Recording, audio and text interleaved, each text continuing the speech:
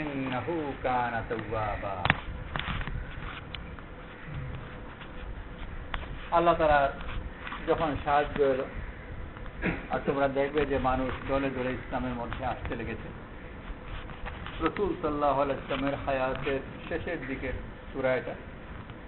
আর তখন দলে দলে মানুষ ইসলামের দিকে আসছেও, আর আল্লাহর সাহায্য যেহেতু এসে গেছে, সাহায্য যে পরিমাণ এসছে দলে দলে ইসলামের দিকে আসতে লেগেছে। এই যে আল্লাহর সাহায্য এলো, সাহায্য জিনিসটা কি ছিল? কারণ আমরাও তো বিভিন্ন সময় সাহায্য চাই, আর সাহায্য চাই যে সাহায্য কি তার একটা কল্পনাও মনের মধ্যে থাকে।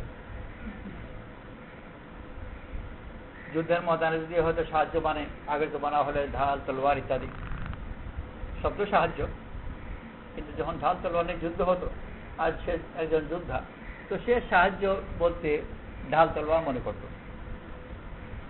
বর্তমানে হয়তো আধুনিক অস্ত্র মনে করবে, যে তবলিগে যারা আছে তারা অনেকে মনে হচ্ছে প্রচুর টাকা পয়সা যাতে দেশে বিদেশে সফর করতে পারে, নিজের অঞ্চলে যে জমাত আসে তো নুসরত করতে পারে। নুসরত করার জন্য একটা গাড়ি হলে ভালো হয়, এটা গাড়িও যদি থাকে। আবার গাড়ি দেখে এবার ছোটখাটো ঢং ঢং ঢং করে, তাহলে ওই যেসব গাড়িতে তো তেমন এটা ভালো নুসরত হয় না। এমনি অর্ডিনারি জমাতে নুসরত হবে, কিন্তু ভালো জমাতে নুসরত তার জন্য একটা ভালো গাড়িরও দরকার। তো তার কাছে সেই ক্ষেত্রে নুসরত মানে এটা মোটামুটি ভালো গাড়ি, ভদ্রলোকের মধ্যে যেটা চলা যায়। আরেক যদি পরে যায় তো তার বাড়িতে মুশকিলাতে জমাতে আসে। আর আজকাল তো মাশাআল্লাহ সমাজের উপরে চাপার লোকরাও আল্লাহর প্রতি বেরোতে লেগেছে। তো তাদের বেগমরা যখন আসবে তখন উপযুক্ত একটা বাড়ি যদি থাকে তো মুশকিলাতে জমাত ইস্তেফাল করা যাবে। তারা তো এসিতে অভ্যস্ত, এসিরও দরকার আছে। আর মস্তুরাতে জমা যদি আসে তো একই দরজা যদি ঢুকে তো পর্দায় হাতে মাম হয় না। তো বাড়িতে যদি দুটো গেট থাকে, মস্তুরাতের জন্য এক গেট, পুরুষদের জন্য এক গেট, গাড়ি বারান্দাও আলাদা, তো নুসরত ভালো হয়। তো সেগুলো তার কাছে হয়তো নুসরতের আল্লাহর সাহায্যের বিভিন্ন ধরনের ছবি। আল্লাহ তাআলা রাসূল করিম সাল্লাল্লাহু আলাইহি ওয়াসাল্লামকে নুসরতের কথা বললেন। তো সেটা কি ছিল? ঢাল তলোয়ার ছিল, বিরাট সৈন্য বাহিনী ছিল, প্রচুর অর্থ ছিল, রাজ্য বা সাম্রাজ্য ছিল, কি ছিল? বা যদি জিজ্ঞেস করা হয় যে নুসরত মানেটা কি, দেখা যায় যে কিছুই ছিল। তাহলে নুসরত কি হলো? আল্লাহ তাআলা যে নুসরতের ওয়াদা করেছেন, যে নুসরত দিয়েছেন, কোন যেগুলোকে নুসরত মনে করা হয় সেগুলো নয়, বরং সেগুলোর না থাকা ছিল নুসরত। কথার একটু ধাঁধালো মনে হবে, না থাকা বা কিভাবে নুসরত। মিসাল দিলে কথা পরিষ্কার হবে। আমাদের দেশে ইংরেজরা 200 বছর মোটামুটি শাসন করল, আর এই 200 বছরের মধ্যে প্রথম থেকেই তারা চেষ্টা করছে যে এই দেশকে খ্রিস্টান বানাতে। পরবর্তীতে যে 200 বছর শাসন করার পরেও যে তারা দেশ ত্যাগ করে তাদেরকে যেতে হলো, প্রধান কারণ এইটাই যে এই দেশের প্রধান অধিবাসীরা খ্রিস্টান হয়ে, যদি হয়ে যেত তো ওটা স্থায়ী হয়ে যেতে পারত। এখনো যারা ইউরোপের লোক, খ্রিস্টান জগৎ যেসব দেশে তার প্রভাব বিস্তার করতে চায়, প্রধান অস্ত্র হলো ধর্ম। ইন্দোনেশিয়া, তিমুর আগে বেশ কিছু খ্রিস্টান জোগাড় করলো, তারপর ওদেরকে দিয়ে কিছু বিদ্রোহ টিদ্রোহ করালো। ধীরে ধীরে ওই অঞ্চলকে তারা ইন্দোনেশিয়া থেকে আলাদা করে ফেলে। কিন্তু অস্ত্র উপলক্ষ হচ্ছে তার ধর্মাবলম্বী কিছু লোক এই দেশেও স্থায়ী করতে হলে ওইটার করার দরকার ছিল, চেষ্টাও করেছে। 200 বছর চেষ্টা করলো, নানান সুযোগ সুবিধা তাদের কাছে ছিল, রাজ ক্ষমতা, এটাই তো সবচেয়ে বড় সুবিধা, কিন্তু খুব বেশি তো সুবিধা করতে পারল না। ওরা চলে যাওয়ার পরে খ্রিস্টান ধর্ম এই দেশেও তেমন এটা শিকড় বসাতে পারেনি। 200 বছর ব্রিটিশরা এই দেশের মানুষের দিলের মধ্যে কি ঢালতে চেয়েছে খ্রিস্টান ধর্ম, কিন্তু তা পারেনি। আর যেটা করতে চায়নি নিজে থেকেই হয়ে গেছে, যে এই দেশের মানুষের মনের মধ্যে বিজ্ঞান, প্রযুক্তি আর আরো পরবর্তীতে ওরা চলে যাওয়ার পরে তাদের ব্যবস্থাপনার পদ্ধতি, এগুলোর কথা দেখা যায় একেবারে গ্রামের ভিতরে পর্যন্ত স্কুল খুলেছে, আর সেখানে বিজ্ঞান পড়ে। আর যারা বিজ্ঞান পড়ে তাদের ইজ্জতও বেশি। ছেলেরা বলে বিজ্ঞান গ্রুপে পড়ে, বিজ্ঞান নিয়ে এইচএসসি পাস করে। আর যদি বিজ্ঞান নিয়ে পাস করে তো তার মাও অন্যদের কাছে গর্ব করে। একই গ্রামের পাশাপাশি 2 ছেলে, একজন বিজ্ঞান আর একজন ঘর বিজ্ঞান, তো মা বাপের হাবভাব আলাদা। বসাতে চাইল খ্রিস্টান ধর্ম, আর বসল বিজ্ঞান এবং প্রযুক্তি, যেটার জন্য তারা চেষ্টা করেও নি, এমনি থেকে হয়ে গেল। ওটা কেমন করে? কারণ বিভিন্ন যুদ্ধ ইত্যাদি যে তারা জিতল, প্রথম থেকে তাদের কাছে বন্দুক বারুদ ছিল। আর ভারতবর্ষে তখনও বন্দুক আসেনি, বারুদের ব্যবহার জানে। বন্দুকের মোকাবেলায় তলোয়ার চলে। সেই জমানায় যেগুলো বন্দুক ছিল ওগুলো অতি নিম্নমানের বন্দুক, বিরাট শব্দ হয়তো, গুলি টুলি খুব বেশি বেরোতো না। পুরোনো বন্দুক যেগুলো রয়ে গেছে, ওই যে বলে যে আমাদের ব্যাংকে অনেক গার্ড টার্ড আছে, বন্দুক আর এখানে বিরাট লম্বা অনেকগুলো কার্টিজের বেল্ট একটা লাগানো। তো কে বলছিল যে এই কার্টিজগুলো কোনোদিন ফুটবে না, কিন্তু তুমি মেরে দেখো না। এগুলো বিশ্বযুদ্ধের রিজেক্টেড কার্টিজ। তো বাস্তবেই দেখলাম রাজশাহী ডিসি আমার পরিচিত ছিল, ওখানে কিছু মেথর পট্টি আছে। মেথরদের ওই শুয়োর পালে ওরা কখনো এসে ওই এরিয়ার ভিতরে ঢুকে যায়, আর সামনে কিছু অল্প স্বল্প বাগান টাগান আছে, ওগুলো নষ্ট করে। বারবার টানায় আবার আসে। ডিসি খুব রাগ হয়েছে, সে তার দারোয়ানকে বলেছে যে গুলি করো। গুলি করছে, ঘাস গুলি করে যাচ্ছে, আর শুয়োর তার ঘাস খেয়েই যাচ্ছে। কারণ ওগুলো গত বিশ্বযুদ্ধের কাটি। ব্রিটিশদের কাছে যত নিম্নমানেরই হোক বন্দুক ছিল, বারুদ ছিল। আর এই দেশে যত উন্নত মানেরই হোক তার মোকাবেলায় ঢাল তলোয়ার। তো ঢাল তলোয়ার দুটো মোকাবেলা করা বসে। তো প্রথম ধাক্কাতেই তাদের প্রযুক্তির মোকাবেলা করা গেল, আর শেষ পর্যন্ত তাই হয়েছে। নিজের উপর যেটা আছে তাও, পরবর্তীতে তাও। পরবর্তী এক জমানায় ছিল যুদ্ধের ক্ষেত্রে যোদ্ধারও কিছু একটা অংশ ছিল। আর আধুনিক যুদ্ধতে এমনই হয়েছে যে যোদ্ধা আছে কি নাই তাও বোঝা মুশকিল, থাকলেও তার কোনো গুরুত্ব নেই। সে দুনিয়ার 1 নম্বর কাপুরুষ হতে পারে, তাদের কোনো অসুবিধা নেই, নিরাপদ জায়গায় বসে। আর তার কাজও এমন কোনো শত্রুকে দেখতে হয় না, বোতাম টিপতে হয়। সম্পূর্ণ প্রযুক্তির ব্যাপার। এই দেশের মানুষ তারা যখন মোকাবেলা করতে চাইল, বোঝার চেষ্টা করলো যে তার কাছে আছে, কেন জিতছে, আমরা কেন হারছি। উত্তর খুব বেশি কঠিন নয়, স্বাভাবিকভাবে সহজভাবেই উত্তর পেল যে ওদের কাছে বিজ্ঞান প্রযুক্তি আছে, আমাদের কাছে বিজ্ঞান প্রযুক্তি নেই। কি করতে হবে? বিজ্ঞান প্রযুক্তি হাতে নিতে হবে। তো কোনো একটা আসবাব উপকরণ যদি তার দেওয়া হয় তো ওইটার দিকে তার নজর যাবে। ফলে ব্রিটিশরা চলে গেল ঠিকই, কিন্তু গোটা দেশ, ভারত হোক আর পাকিস্তান হোক আর বাংলাদেশ হোক, উঠে পড়ে লেগেছে এখন বিজ্ঞান প্রযুক্তি আনতে হবে। পরবর্তীতে একই ধরনের প্রশ্ন করল ব্যবসা ইত্যাদির ব্যাপারে, সেটা যুদ্ধের ময়দানে বিজ্ঞান প্রযুক্তি। বাজারে কেন আমরা টিকতে পারি না? বেশ অনেকদিন আগের কথা, রাজশাহী থেকে আমি ঢাকা যাচ্ছি, সমস্ত রাজশাহী থেকে বা কোনো এক জায়গা থেকে হতে যশোর হতে পারে, ভুলে গেছি, যাই ওরকম যশোর বা রাজশাহী কোনো এক জায়গাতে ঢাকা যাচ্ছি। আমার পাশে বসেছেন ফার্মাসিউটিক্যাল একটা ওষুধ কোম্পানির মালিক। বিরাট কোম্পানি না, বিরাট কোম্পানির মালিক হলে তো আর বাঁচা যাবে না, ছোটখাটো কোম্পানির মালিক। কথা প্রসঙ্গে বললেন যে এই দেশে আমরা মালিকরা নিজেরা ব্যবসার মধ্যে থেকে লাভ করতে পারি না, আর বিদেশি কোম্পানিগুলো ওরা দূর থেকে লাভ করে দেবে।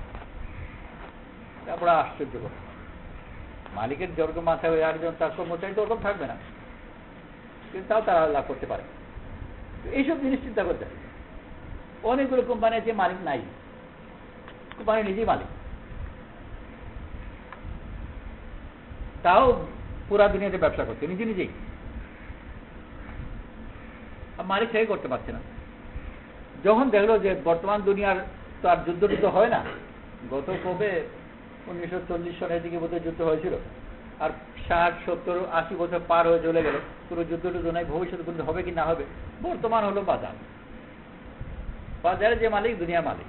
জাপান বিনা অস্ত্রে গত বিশ্বযুদ্ধের সময় জাপান এবং জার্মানি এই দুই দেশকে বাকিরা ফয়সলা করলো যে এরা যেন অস্ত্র বানাতে না পারে, আইন করে অস্ত্র বানানো নিষেধ করে দিল। মনে করলো যে খুব একটা চাবি মেরেছে। এই অস্ত্র বানাতে না পারার কারণে দুটোই দুনিয়ার মাথার উপর উঠে গেল। অস্ত্রের জন্য কোনো টাকা না, সব টাকা দিয়েছে ব্যবসার জন্য, আর ব্যবসা করতে জানে দুটোই। দুনিয়ার মালিক হয়ে ইউরোপের মালিক হয়ে গেল জার্মানি, আর পরবর্তীতে পুরা দুনিয়ার মালিক হয়ে গেল জাপান। আর প্রধান কারণ যে ওদের আর্মির বাজেট নাই, সব টাকা আর সব টাকাও আর যত শ্রম বুদ্ধিও সবগুলো ঢেলেছে ব্যবসা বানানো, মালিক হয়ে গেছে। দুনিয়া ওটা লক্ষ্য করলো এবং কেমন করে ব্যবসাকে দিতে যায়, ঘুরে ফিরে দেখলো যে শুধু পরিশ্রম করলে হবে না, টাকা জপলেও হবে না। ব্যবসার মধ্যেও কিছু নিয়ম কানুন পদ্ধতি আছে, সেগুলো শিখতে হবে।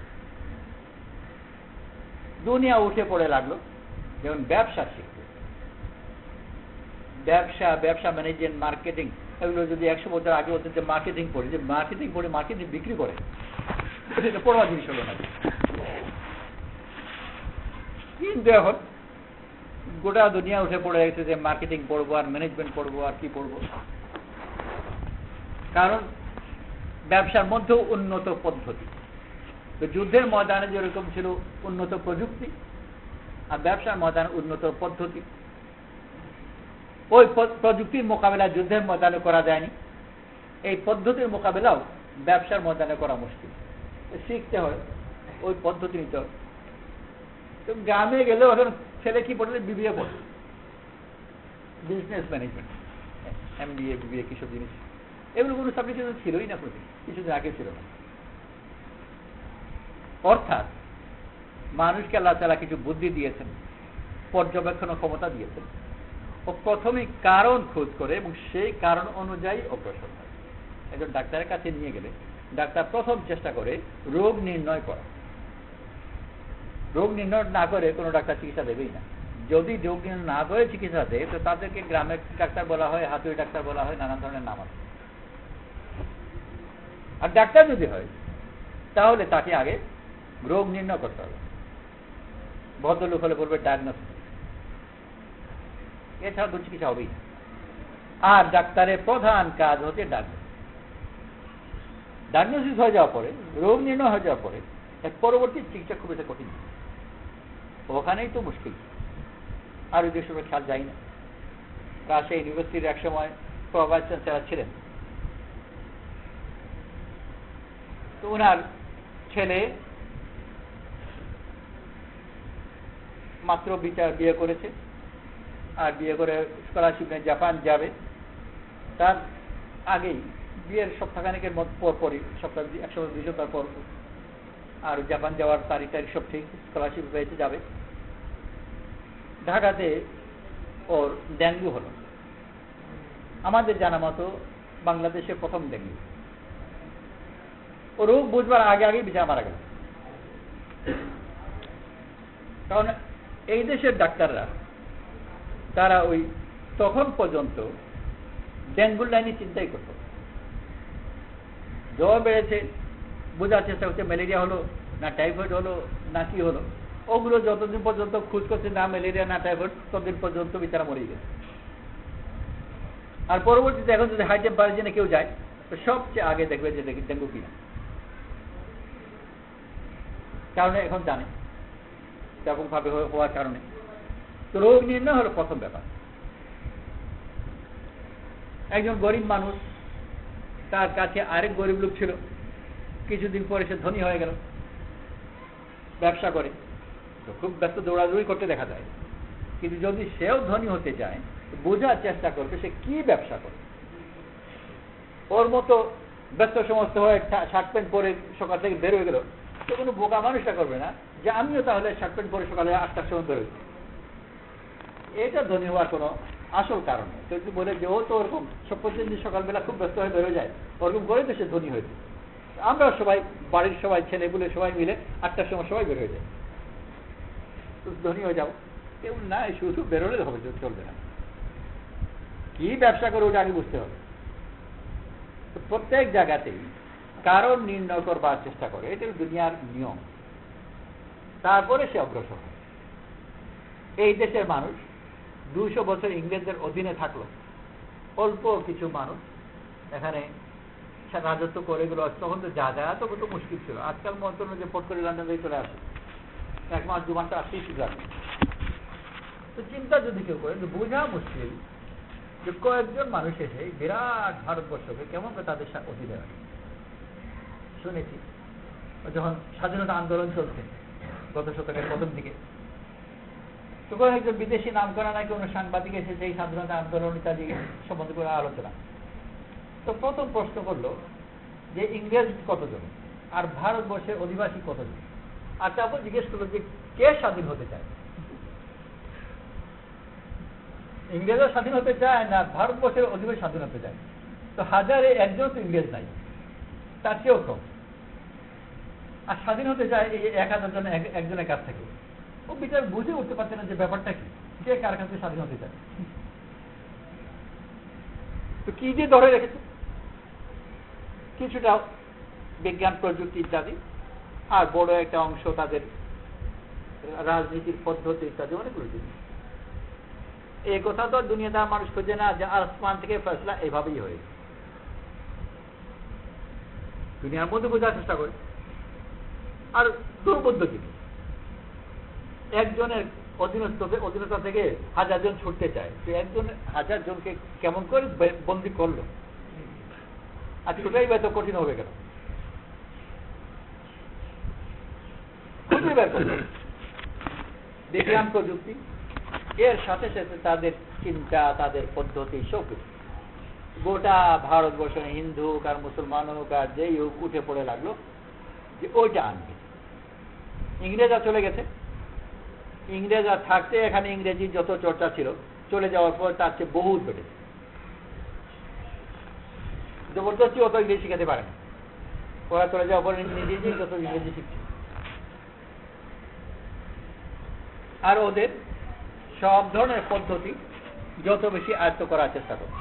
কারণ কি, যে ওদের জিতার কারণ হলো তাদের উন্নত প্রযুক্তি, উন্নত পদ্ধতি। অতএব যদি আমি জিততে চাই তাহলে আমাকে ওই প্রযুক্তি ও পদ্ধতি নিতে হবে। স্বাভাবিক উত্তর, তাহলে আমাদেরকে বিজ্ঞান প্রযুক্তি জানতে হবে আর তাদের ব্যবস্থাপনা পদ্ধতিও জানতে হবে। অতএব সেভাবে যাচ্ছে। আল্লাহ তাআলা যদি বেশি অস্ত্র রাসূল সাল্লাল্লাহু আলাইহি ওয়াসাল্লামকে দিতেন, উন্নত প্রযুক্তি দিতেন, তাহলে আশেপাশের সব রাজ্য বলতো যে আমাদেরকে উন্নত প্রযুক্তি নিতে হবে, মুসলমান হওয়ার কোনো প্রয়োজন মনে করত। ঠিক যেরকম এখানে 200 বছরের মধ্যেও তারা যতই বলবার চেষ্টা করেছে যে খ্রিস্টান ধর্ম উন্নত, একেবারে গ্রামে গ্রামে গিয়ে বই দিয়েছে, গির্জা বানিয়েছে, কত কিছু করেছে, কিন্তু তারপরেও যদি জিজ্ঞেস করা হয় যে ইংরেজরা 200 বছর শাসন করলো আর যুদ্ধগুলো জিতলো, কি কারণে জিতেছে, তো গির্জার ভিতরে যে আছে তাকেও যদি জিজ্ঞেস করা হয় সেও উত্তর দেবে যে উন্নত প্রযুক্তির দিকে। একথা বলবে না যে জিসাস জিতিয়েছে।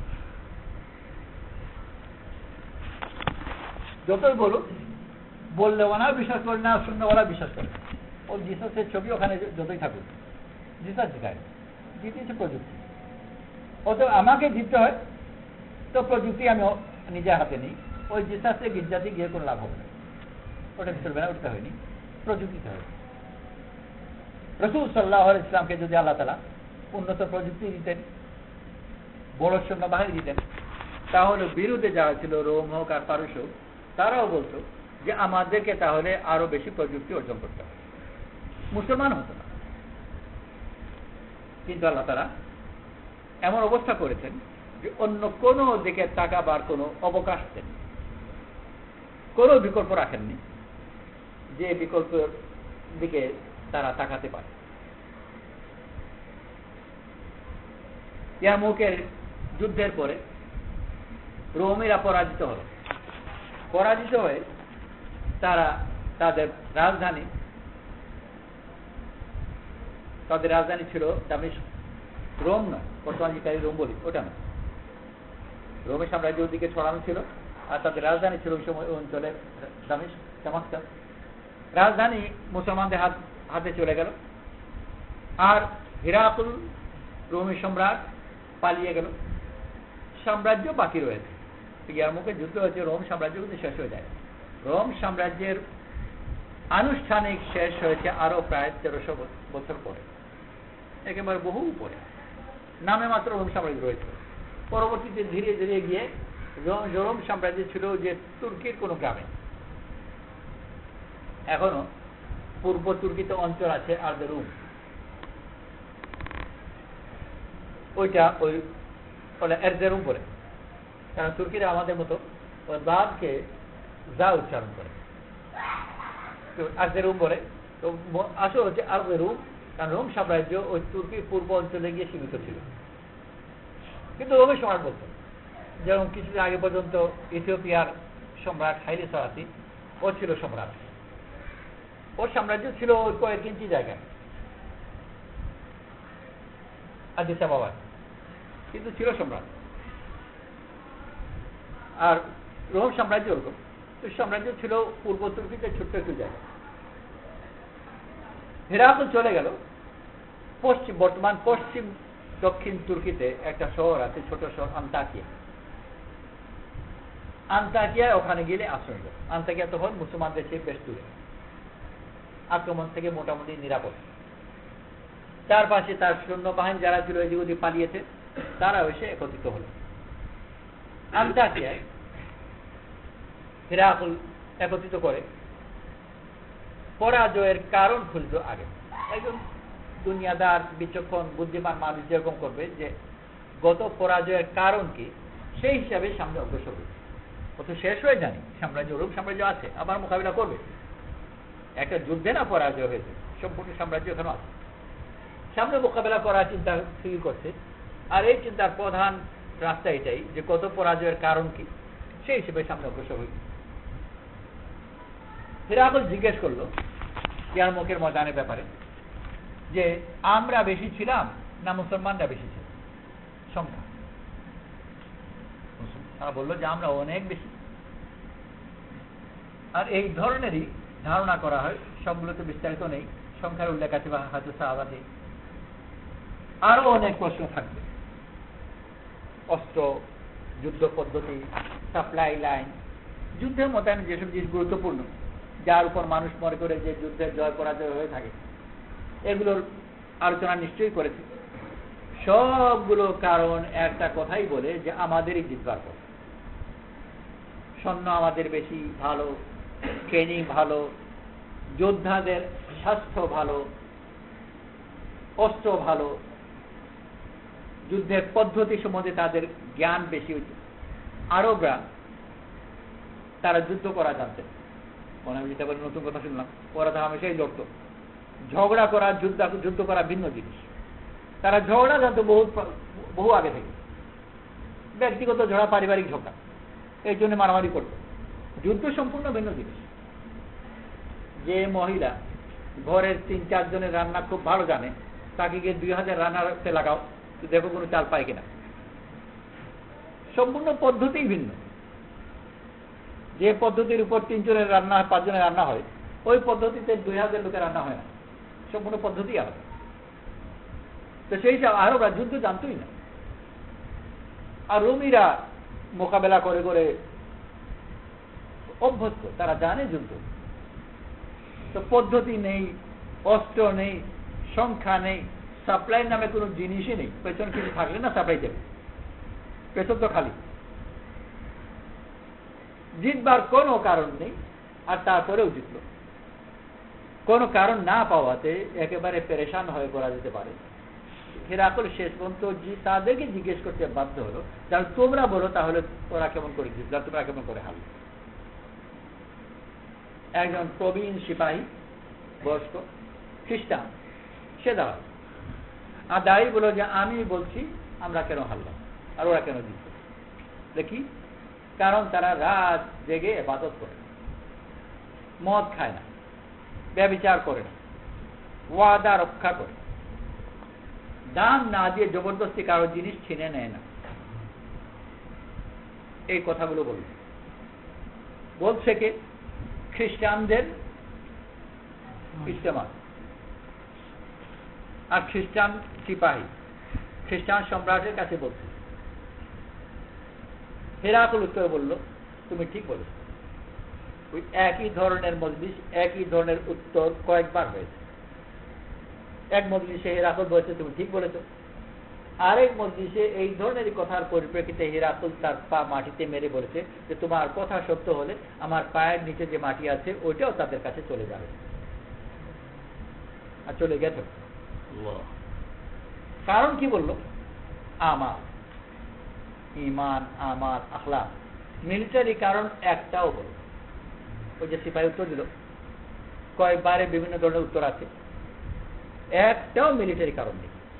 উন্নত অস্ত্র বা একটা প্রচলিত কথা যে আমাদের দেশেই ওই ইসলামী ইতিহাস নামে একটা জিনিস ছিল, এখন আছে কিনা জানি না, ওটাতে পড়ানো হতো যে বদরের যুদ্ধের জয়ের কারণ যে মুসলমান বাহিনীর সাহস ইত্যাদি। তো ওগুলো কোনো কথাও বলেন, সাহসের কোনো কথাও বলেন।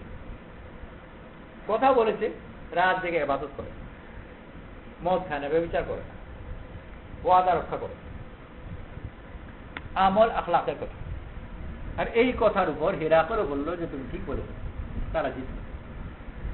যদি মুসলমানদের কাছে আবু বকর সিদ্দিকের জমানা, ইয়ারমুকে, রাসূল সাল্লাল্লাহু আলাইহি ওয়াসাল্লাম জমানা তো নয়, কিন্তু ওই ইয়ারমুকেও যদি মুসলমানদের সংখ্যা বেশি হতো, বা যদি তাদের অস্ত্র উন্নত মানের হতো, বা যদি তাদের স্ট্র্যাটেজিক পদ্ধতি উন্নত মানের হতো, যুদ্ধের পদ্ধতি উন্নত মানের হতো, কোন একটা অবলম্বন পেলে ওই কথায় যেত। ওই কথা যে মেনেছে, অপারগ হয়ে বাধ্য হয়ে মেনে।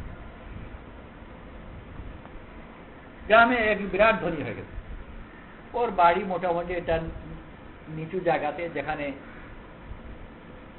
কাদা হয়, একটু বৃষ্টি হলে পানি হয়ে যায়, আর যেসব জায়গায় পানি বেশি কচুরিপানায় ভরা। তো বাড়ির সব দিকে কচুরিপানা, গরিব মানুষ একটা ঝুপড়ির মধ্যে থাকে, উঁচু জায়গায় সে পাবে না, নিম্নমানের জায়গা, নিচু জায়গা, ভূমি, ওখানে তার বাড়ি। কিছুদিন পরেও বিরাট ধনী হয়ে গেল, বিরাট বাড়ি বানালো।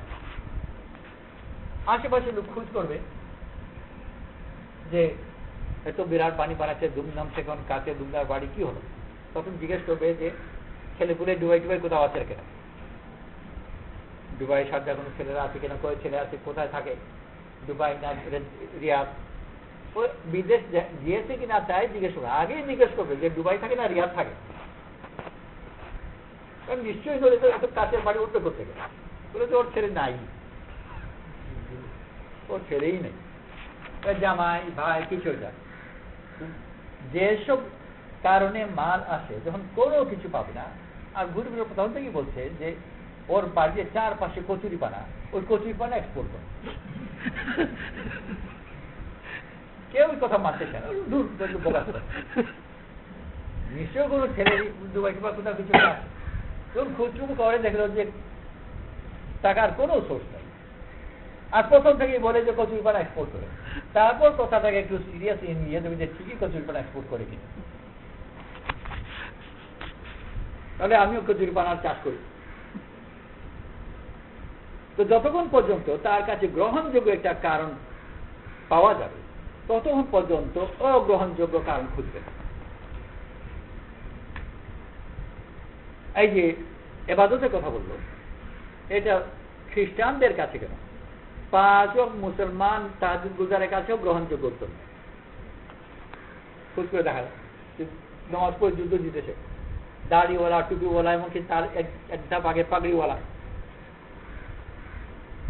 চিল্লা দেনেওয়ালা, তাদের মন মানবে কিনা যে তাহাজ্জুদ পড়ে যুদ্ধ জিতে?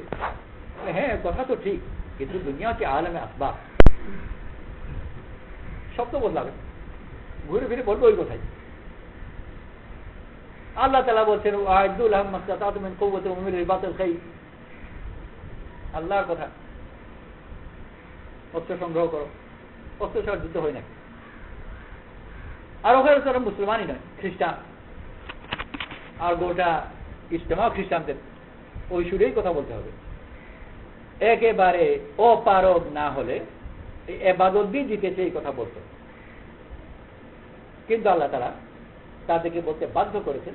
আর বাধ্য করার সুরত কি ছিল, যে বিকল্প কোনো কিছুই দেন, যদি অস্ত্র, যদি সংখ্যা, যদি কিছু একটা থাকতো তো ওইটাকে অবলম্বন হিসেবে মনে করতো, বলে এই দিয়ে যে ওরা যুদ্ধ দিচ্ছে, মানত না যে তাদের দিন দিয়ে দিত। আর যদি অন্য কিছু থাকতো, স্বাভাবিক উত্তর হতো ওরা যেহেতু উন্নত অস্ত্র দিয়ে যুদ্ধ জিতেছে, তাহলে পরবর্তীতে এদের মোকাবেলায় জিততে হলে আমাদেরকেও আমাদের উন্নত অস্ত্র সংগ্রহ করতে হবে, স্বাভাবিক উত্তর। আর যখন বললো যে তারা তাদের দিন দিয়ে যুদ্ধ জিতেছে, তার স্বাভাবিক কথা ওই মজলিসে কেউ বলেনি, কিন্তু সবাই মন নিজে নিজেই বলবে তাহলে আমাকে মুসলমান হতে হবে, বলছে না কেউই। কিন্তু এই কথা এই উত্তরের ভিতর ঢুকানো আছে। আর বললো না কিছু ঠিকই, কিন্তু ধীরে ধীরে সেইটা প্রকাশ পেল, আর ওরা মুসলমান হতে আরম্ভ করল। কারণ এটা কথা মনের ভিতর আছে, কিন্তু আজ হোক আর কাল হোক আর পরশু হোক এটা প্রকাশ পাবে। আর ধীরে ধীরে গিয়ে প্রায় সবাই মুসলমান হয়ে গেল, কিছু অল্প স্বল্প বাকি হয়ে গেল। কেন মুসলমান হয়েছে? যে দেখছে যে এদের কাছে তাদের দিন। আমাদের এই দেশে মুসলমান সম্রাট এসেছে, ভারতবর্ষের ইতিহাসে মুসলমান রাজাবাদশাহদের কিছু কমতি নেই, বেশিরভাগ সময় মুসলমানদের সময় হাতেই রয়েছে, অন্তপক্ষে পরবর্তী ইতিহাসে। এর আগে এক সময় বৌদ্ধরা ছিল, এক সময় হিন্দুরা ছিল, কিন্তু মুসলমানদের আগমনের পরে বেশিরভাগ সময় মুসলমানদের অধীনেই রয়েছে। এদের মধ্যে বড় বড় আল্লাহওয়ালারাও ছিল রাজাবাদশাহদের মধ্যে, কিন্তু বড় আল্লাহওয়ালা হওয়া সত্ত্বেও তাদের দ্বারা দিনের প্রকাশ বেশি হয়নি, দিনের প্রসার বেশি হয়নি। কারণ যেই কোনো বাচ্চার কাছে যেত, ওরা আল্লাহওয়ালার সিফত দেখবার আগে ওনার বাচ্চায় চোখে পড়ে, ওটা দেখা যায়, বাড়ি দেখা যায়, অস্ত্র দেখা যায়, মুকুট দেখা যায়, সিংহাসন দেখা যায়, সবই দেখা যায়, ওইটার দিকে নজর যায়। আর উনি যে বড় ইমানওয়ালা, আমলওয়ালা, আখলাকওয়ালা, ওইটার দিকে নজর যায়নি। আল্লাহ তাআলা এই দেশের মানুষের হিদায়াতের জন্য মুনাসিব তরিকা এখতিয়ার করেছেন, দিনের প্রসারের জন্য পাঠিয়েছেন ফকিরদেরকে, যার না আছে বাড়ি, না আছে ঢাল, আছে না আছে তলোয়ার, না কিছু, ওর কাছে গেলে ওর দিন ছাড়া দেখার আর কিছুই নেই। তো আল্লাহ তাআলা তাদেরকে পাঠিয়েছেন। আর এইভাবে আল্লাহ তাআলা মানুষকে সাহায্য করে থাকেন। যদি তার সামনে ধাঁধার পথ থাকতো, মানুষ গড়তে পারে আর ধাঁধার মধ্যে পড়ে। আল্লাহ তাআলা ভারতবর্ষের মানুষকে বড় ইহসান করেছেন যে ওই ফকির আল্লাহওয়ালাদেরকে পাঠিয়েছেন। যদি বাদশাহ আল্লাহওয়ালা হতো তাহলে ঘুরে ফিরে ও বাদশাহের দিকে নজর যেত, দিনের দিকে যেত, আর যায়ও। যেরকম খ্রিস্টানরা এসেছে প্রযুক্তি নিয়ে, তাদের ধর্মের দিকে এই দেশের মানুষের নজরই যায়, যতই তারা ডাকাডাকি করুক, যতই বড় বড় গির্জা বানায়, ওই গির্জাতে কেউ যেত না, ডাকলেও যেত না, পয়সা দিলেও যেত না। কারণ বুঝতে পারছে যে ওখানে আসল ব্যাপার না, আসল ব্যাপার কোথায়? ল্যাবরেটরি, প্রযুক্তি অর্জন করে। ভারতবর্ষের মানুষও তাই বলতো যে যত বড় আল্লাহওয়ালাই হোক, আসল ব্যাপার হচ্ছে বাদশা। কিন্তু আল্লাহ তাআলা পাঠিয়েছে ফকিরদেরকে, আর ফকিরদের কাছে গিয়ে দিন ছাড়া কিছুই নেই, আল্লাহ তাআলা তাদের দিন প্রস্তাব করবে। খাজা আজমিরি রহমাতুল্লাহ আলাইহির বিরুদ্ধে পৃথ্বীরাজ খুব ধুমধাম সে দিল্লিতে বাহিনী নিয়ে রওনা হলো যে শেষ করে দেবে। ওনার কাছে খবর গেল যে পৃথ্বীরাজ দিল্লি থেকে রওনা হয়ে গেছে বাহিনী নিয়ে, মোকাবিলা করতে হবে। ওনার কাছে বিচারের কাছে বাহিনী কোথায়, বাহিনীও নেই, তলবারও নেই, এটা লাঠিও জোগাড় করা মুশকিল। আর বাহিনী করবে বাকি আছেই বাকি, এটা দুর্গ টুর্গ থাকলে আক্রমণ করবে, থাকে তো ঝুঁকিতে। তো ওনার কাছে খবর গেল পৃথ্বীরাজ দিল্লিতে রওনা হয়ে গেছে। ওরা হচ্ছে কোনো পরবাই নেই। কেউ যখন বললো যে দিল্লি থেকে তার রওনা হয়ে গেছে, আজমির পৌঁছাতে কতদিন আর লাগে, এমন বেশি দূরে নয়। উত্তরে বললেন, এরকম কথাই বলা হয় যে দিল্লি হানুল দূর আছে, দিল্লি এখনো দূরে আছে, কোনো পরবাই নেই, নিজের কাজের মধ্যে ব্যস্ত, দিল্লি এখনো দূরে আছে। ওই দিল্লি আর কাছে কোনোদিন হলোই না, ওই পথে পৃথ্বীরাজ মরল, না ঢাল না তলোয়ার না কুঠার, ওই রেঞ্জের আসবার আগে দেখছে ঢালও নেই, তলোয়ার নেই, কিছুই নেই, নিজ জায়গায় বসে বসে উজু করে আর জিকির করে। তাহলে সবাই বললো যে তাহলে আমাকে উজু জিকিরই করতে হবে। মানুষের মেজাজ যেটাতে হয়। আল্লাহ তাআলা রাসূল সাল্লাল্লাহু আলাইহি ওয়াসাল্লামকে যে সাহায্য করলেন, এই সাহায্য ছিল কিছুই না থাকার না। যদি কোনো আসবাব থাকতো তাহলে মানুষ এই বিভ্রান্তের মধ্যে পড়তো, আসবাবের দিকে দৌড়াতো আর দিনের দিকে আসতো না। কিন্তু আল্লাহ তাআলা সব আসবাব থেকে একেবারে খালি করে দিয়েছে, কোনো কিছু নেই, না সংখ্যা, না অস্ত্র, না কিচ্ছু। তখন মানুষ বাধ্য হয়েছে রাসূল সাল্লাল্লাহু আলাইহি ওয়াসাল্লামের কথার দিক মতো হতে হতো, আমারের দিক মতো হতো। তা আমাদের কাছে কি তাহলে আমল কি আছে? ঢাল নেই, তলোয়ার, তাহলে শেষ পর্যন্ত আছে কি? নামাজ আছে, তাহাজ্জুদ আছে, তাহলে তাই কিছুই যখন নেই তো ওইটাই আনতে হবে, কিছু তাহলে আর ওইটাই নিত। তো আল্লাহ তাআলা বড় মেহেরবানি করেছেন যে গোটা দুনিয়ার মানুষকে বিভ্রান্তি থেকে বাঁচিয়েছেন কোনো আসবাব না দিয়ে। যদি আসবাব থাকতো তাহলে মানুষ বিভ্রান্তির মধ্যে পড়তো আর আসল গুণটা বুঝতে পারতো না। কিন্তু আল্লাহ তাআলা মেহেরবানি করেছেন, দিন বুঝতে পেরেছে আর দ্রুত মানুষ দিনের দিকেই গিয়ে। আল্লাহ আমাদেরকে দিন নিয়ে চলা তৌফিক নসিব করুন। যত বেশি আমার কাছে দিন থাকবে আর অন্য কিছু না থাকবে, তত বেশি তার জন্য দিনের কাজ করা সহজ হবে। আর বহুত উন্নত মানের দিন, ঈমান ভালো, আমল ভালো, আখলাক ভালো, কিন্তু সাথে সাথে আরো অনেক কিছু আসবাব আছে। তো ধীরে ধীরে ওই আসবাব দিকে নজর দেয়। এক জায়গায় এক ঋষি ছিল, মন্ত্রে খুব দক্ষ, আর ওর কথা আছে যা গোটা অঞ্চল আছে যে ওর মন্ত্রের দ্বারা বড় বড় কাজ হয়ে যায়। একজন এক শত্রু ছিল,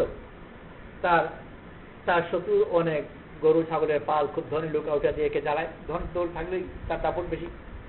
সে একজন বিচার ঋষির কাছে এলো আর এসে বললো যে এরকম কোনো মন্ত্র আছে কিনা যে শত্রু তার গরুর পাল ওই মন্ত্র পড়ে মেরে ফেলতে পারবে। ঋষি তো ওই ব্যাপারে খুব যখন হ্যাঁ খুব পাওয়ারফুল মন্ত্র আছে, ওগুলো পড়লে মরে যাবে। তো কি করতে হবে? তো মন্ত্র শিখিয়ে দিল আর বললো যে ওই গরুগুলোকে একটু বিষও খাইয়ে দিও। বিষ কেন খাওয়াতে হবে? যে বিষ খালে মন্ত্র ভালো কাজ করে, বিষ ছাড়া হবে না, হতেও পারে নাও হতে পারে, কিন্তু বিষ খাইয়ে দিলে ওটা বেশি ইফেক্টিভ হবে। তো মন্ত্রে তো মরলো ঠিকই, কিন্তু একটু বিষও খাওয়ানো হয়েছিল। তো যদি কোনো অস্ত্র থাকতো তো দুনিয়ার মানুষ তাই বলতো যে দিন তো হক, কিন্তু অস্ত্র ছিল ভালো। আল্লাহ তাআলা মেহেরবানি করে অন্য জিনিসকে খালি করে দিয়েছেন, তাদের হক দিনের সাথে আরেকটা কথা যোগ করার কোনো উপায় না থাকে। আর এটাই ছিল আল্লাহ নিশ্চয়। হরেক জমানাতে আল্লাহওয়ালাদেরকে আল্লাহ এভাবে সাহায্য করেছেন। সব জমানায় আল্লাহ তাআলা তার খাস বান্দাদেরকে সাহায্য করেছেন তাজাররুদ দিয়ে। তাজাররুদ বলে তাকে খালি করে দেওয়া। শাহজালাল রহমাতুল্লাহ উপাধির মধ্যে বিস্তারিত বলা হয় মুজাররাদ যেমন, মুজাররাদ কাউকে যার পরিবার নেই, স্ত্রী নেই, খালি।